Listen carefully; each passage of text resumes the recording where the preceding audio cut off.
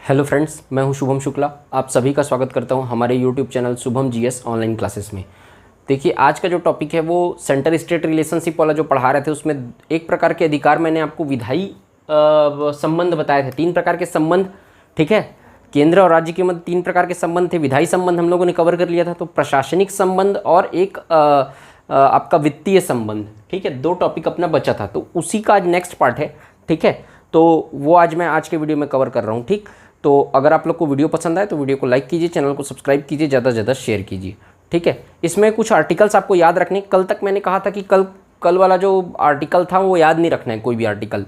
लेकिन आज का जो मैं बता रहा हूँ उसमें आर्टिकल याद रखना है। मैं जो जो आर्टिकल बताऊँगा वो आपको याद रखना है, ठीक है। इसमें वित्तीय संबंध वाला बहुत सारा चीज़ हम लोग पहले भी कवर कर चुके हैं, मैं बताते जाता हूँ, आप देखिएगा।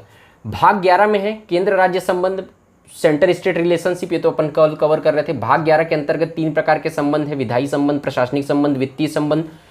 विधायी संबंध हम लोगों ने पिछले टॉपिक पे कवर कर लिया था 255 तक, 245 से 255 तक। प्रशासनिक संबंध में 256 से 263 तक आएगा। उसके बाद वित्तीय संबंध में भाग 12 के अंतर्गत आता है। वित्तीय संबंध किसके अंतर्गत आएगा? वो भाग 12 के अंतर्गत। भाग 12 के अंतर्गत 268 से लेकर 293 तक वित्तीय संबंध है। तो प्रशासनिक संबंध हम लोग पहले देखते हैं।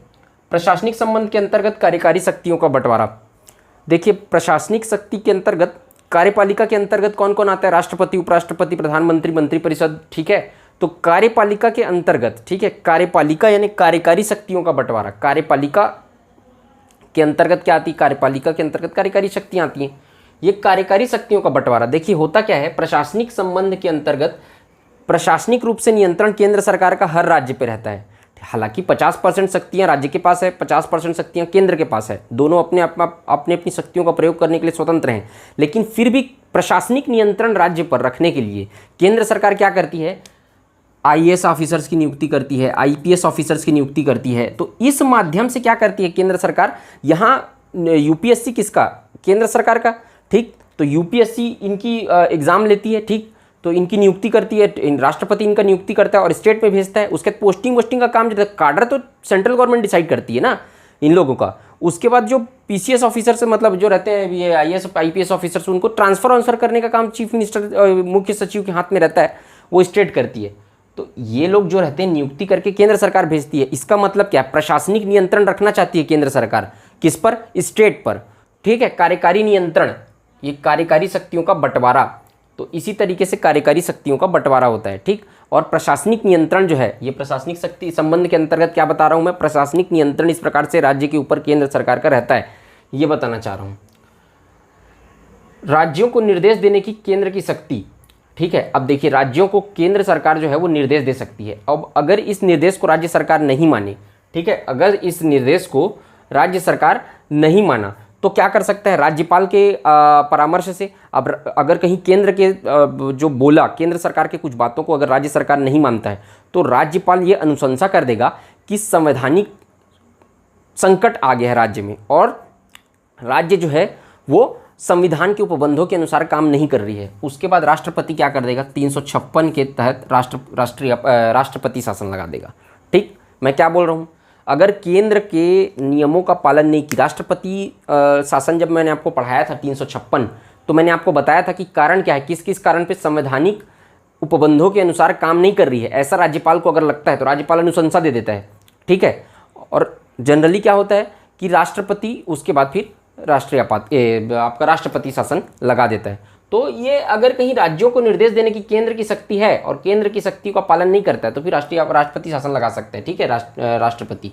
ये सैनिक महत्व के मुद्दों पर भी ये क्या बोलते हैं, राज्यों को निर्देश दे सकता है। किस किस मुद्दों पर दे सकता है ये बता रहा हूँ आपको। सैनिक महत्व के मुद्दों पर, जैसे कि आपका लद्दाख जो है, वो लद्दाख का बॉर्डर जो है तो किससे लगता है? लद्दाख का बॉर्डर चाइना से लगता है, ठीक है। तो लद्दाख के बॉर्डर पे चाइना से अगर जब लगता है तो लद्दाख के लोगों, लद्दाख की जो गवर्नमेंट है, ठीक है, अभी तो खैर केंद्र शासित प्रदेश है वो, लेकिन एक एग्जांपल दे रहा हूँ आपको। अब जैसे इधर जम्मू है, जम्मू का जो है इधर पाकिस्तान से लगता है सीमा, तो राजस्थान का गवर्नमेंट राजस्थान का एरिया किससे लगता है? पाकिस्तान से लगता है। तो राजस्थान गवर्नमेंट को ये बोल सकता है कि यहाँ पर आप इतने सैनिक का यहाँ पोस्टिंग रखेंगे, या सैनिकों से संबंधित क्या बोलते हैं, राज्य सरकार को निर्देश दे सकता है कि ऐसे ऐसे आपको प्रिपेयर करके रखना है करके, ठीक है। तो सैनिक महत्व के मुद्दों पर क्या कर सकता है ये, कि उसको निर्देश दे सकता है। रेल संरक्षण, ठीक है, जो रेल चलती है, ठीक, तो रेल की सुरक्षा वगैरह के बारे में वो क्या करता है, स्टेट को निर्देश देता है। और अनुसूचित जनजाति, जिन राज्यों में अनुसूचित जनजाति निवास करती है उनके सुरक्षा से संबंधित निर्देश जो रहता है वो केंद्र सरकार देती है। देखिए अनुसूचित जनजाति से नॉर्थ ईस्ट में पूरा जनजाति ही रहती है वहाँ, ठीक है, मैक्सिमम एरिया जनजाति का है, तो उससे संबंध में वो उस गवर्नमेंट को, वो जहाँ जनजाति निवास करती है उसको क्या करता है, निर्देश देने का काम करता है, उसको मानना पड़ता है राज्य सरकार को, ठीक है। अखिल भारतीय सेवाएं, मैंने बता दिया अखिल भारतीय सेवाओं के अंतर्गत 3 ठो सेवा आती है, आईएएस, आईपीएस, इसको डिटेल में पढ़ेंगे अपन, ठीक है, और आईएफएस, ये 3 सेवाएं आती हैं। ये 3 सेवाओं में इन ऑफिसर्स की नियुक्ति, एग्जाम लेने का काम यूपीएससी करती है, उसके बाद पोस्टिंग दे देती है, कार्डर दे देती है, और राज्य सरकार इनका ट्रांसफर वगैरह करते रहती है। आपने देखा होगा चीफ मिनिस्टर जो रहते हैं मुख्य सचिव के माध्यम से ट्रांसफर वगैरह कलेक्टर लोग का करते रहते हैं, ठीक है। तो ये सब रहता है। आईएफएस का तो फिर नियुक्ति फिर वो केंद्र सरकारी वो के हाथ में रहता है, यूपीएससी के, इंडियन फॉरेन सर्विसेज का, ठीक है। तो हम देखिए ये तात्कालिक नियंत्रण राज्य सरकार का रहता है अखिल भारतीय सेवाओं पे, तात्कालिक नियंत्रण, क्योंकि वो राज्य में पोस्टिंग रहता है, और अंतिम केंद्र सरकार का नियंत्रण रहता है, ठीक है।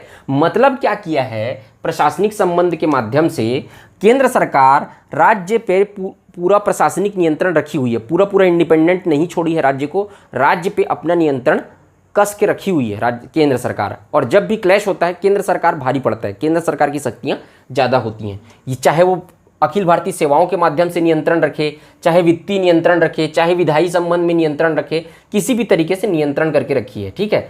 और अन्य संवैधानिक प्रावधान अब किस तरीके से नियंत्रण करके रखी, एक तो सिविल, ये जो सिविल सर्वेंट है वो लोग की नियुक्ति करके, उसके बाद राज्यपाल की नियुक्ति कौन करता है, राष्ट्रपति।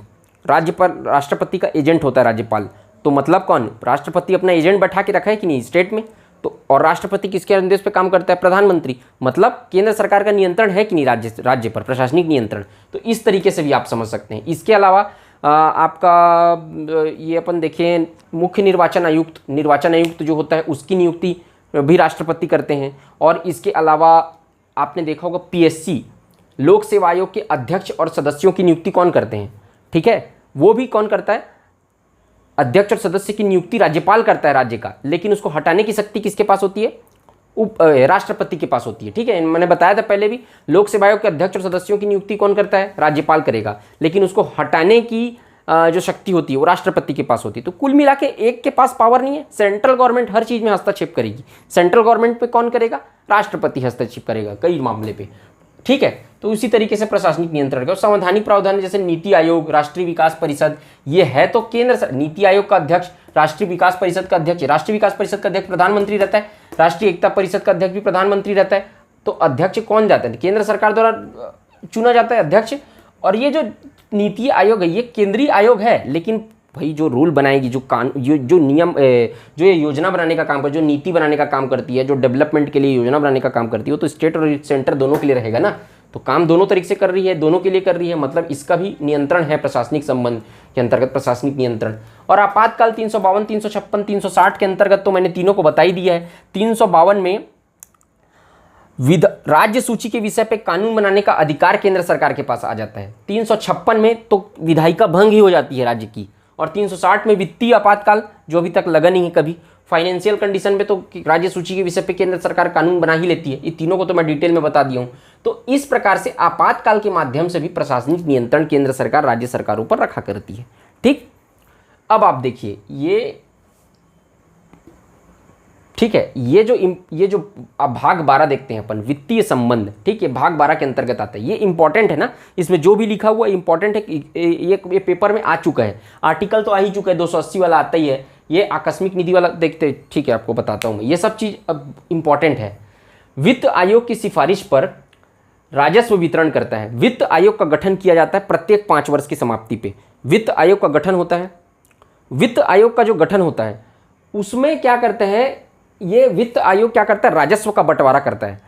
जो टैक्स स्टेट गवर्नमेंट वसूल का क्या करती है, सेंट्रल गवर्नमेंट को देती है स्टेट गवर्नमेंट। अब देखिए किस तरीके से, जो राज्य सूची का विषय है मैंने बताया था, राज्य सूची का जितना भी विषय बताया था उस पर राज्य सरकार टैक्स वसूलती है, उस पर कर का नियंत्रण, टैक्स कैसे, राज्य सरकार का। जो संघ सूची है उसमें जितने विषय आते हैं उस पर केंद्र सरकार टैक्स वसूलती है, और जो समवर्ती सूची आते हैं उस पर कर के संबंधित कानून बनाने का अधिकार किसको है, दोनों को है, ठीक है। तो ये वित्तीय संबंध के अंतर्गत वही है, संघ सूची के अंतर्गत विषय जो आते हैं उस पर कर के संबंधित कोई कितना कर लेना है वो सब सेंट्रल गवर्नमेंट डिसाइड करेगी। राज्य सूची के विषय पे कितना कर लेना है राज्य सरकार डिसाइड करेगी। समवर्ती सूची पे दोनों डिसाइड करते हैं, तो ये ध्यान रखिएगा। तो अब जब 100 ये टैक्स वसूल के सेंट्रल गवर्नमेंट को देती है, केंद्र सरकार को देती है स्टेट गवर्नमेंट, और केंद्र सरकार उसका वर्तमान में 43% वापस करती है स्टेट गवर्नमेंट को। ठीक है, कितना परसेंट वापस करती है? 43%। तो ये जो परसेंटेज की कितना परसेंटेज केंद्र सरकार राज्य सरकार को वापस करेगी, ये डिसाइड करने का काम करता है वित्त आयोग। कौन करता है? वित्त आयोग। वित्त आयोग राजस्व का बंटवारा करता है। ठीक है, जो टैक्स वसूला रहता है उसको कितना प्रतिशत राज्य सरकारों को देना है, इसकी अनुशंसा केंद्र सरकार को देता है, उसके अनुसार फिर राजस्व का बंटवारा होता है। वर्तमान में 43% है।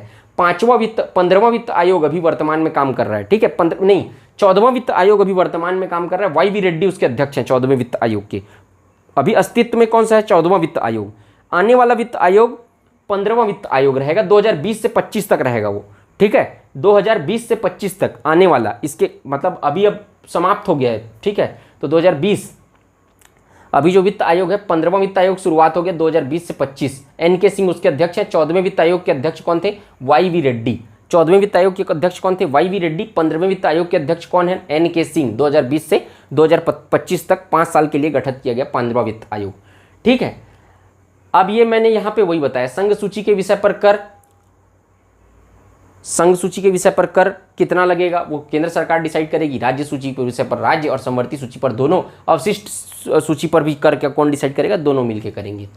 आर्टिकल 265, विधि के बिना कर का अधिरोपण नहीं कर सकती। देखिए, संसद भी जीएसटी लाई तभी तो बनाई ना कि 18% इस पे लगेगा, 28% इस पे लगेगा, 12% इस पे लगेगा। तो बिना कानून बनाए कोई नया कर का सृजन नहीं कर सकते और किसी कर को समाप्त नहीं किया जा सकता। कोई नए प्रकार का कर, कल के डेट में आपको बोल दिया कि आपके गाड़ी चलाने पे भी आपको टैक्स लगता है। गाड़ी चलाने पे अगर किसी नई चीज पर कर लगाना चाहता है सेंट्रल गवर्नमेंट, तो फिर उसको क्या करना पड़ेगा? कानून बनाना पड़ेगा, संसद में विधेयक पारित करवाना पड़ेगा। और विधानसभा को भी अगर स्टेट में राज्य सरकार कोई कर लगाना चाहती है तो अधिरोपण करने के लिए, कर को लगाने के लिए कानून पारित करना पड़ेगा। तो ये 265 यही बोलता है, विधि के बिना कर का अधिरोपण नहीं किया जा सकता, कानून बनाए बिना। 266, ये देखिए, अब मैंने ये टॉपिक डिटेल में अच्छे से कवर किया हुआ है।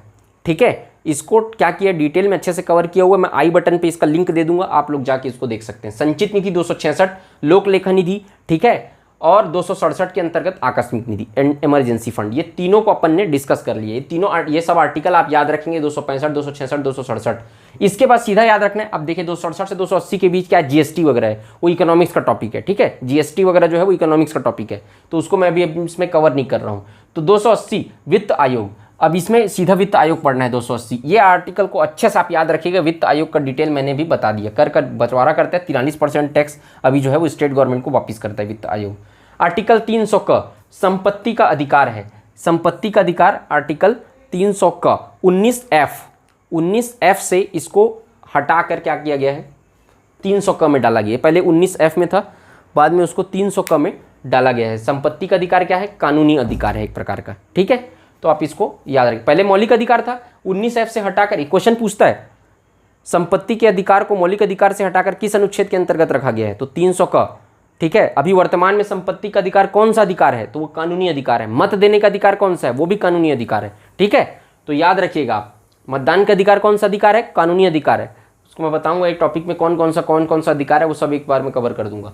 ठीक है, तो ये आप नोट करके रखिए, ये बहुत इंपॉर्टेंट है। इसमें आप ध्यान रखिएगा, इसमें से ये वाले पोर्शन से ज़्यादा क्वेश्चन नहीं आता है, इससे आता है, लेकिन क्वेश्चन आ चुका है कई बार। ठीक, इसको तो आप, मैं बेसिक इन्फॉर्मेशन के लिए एक प्रशासनिक संबंध किस तरीके से होता है उसके लिए मैं बता दिया हूँ, तो आप लोग इसको नोट करिए। ठीक है, तो आप लोग इसका स्क्रीनशॉट ले सकते हैं।